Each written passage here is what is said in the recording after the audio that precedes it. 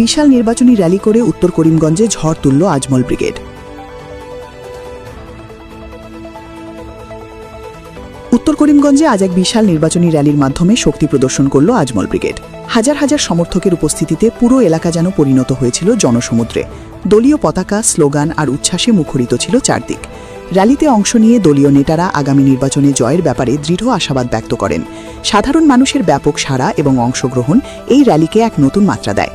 এই শক্তি প্রদর্শনের মাধ্যমে উত্তর করিমগঞ্জের রাজনৈতিক মহলে নতুন করে আলোড়ন সৃষ্টি হয়েছে বলে মনে করছেন বিশ্লেষকরা।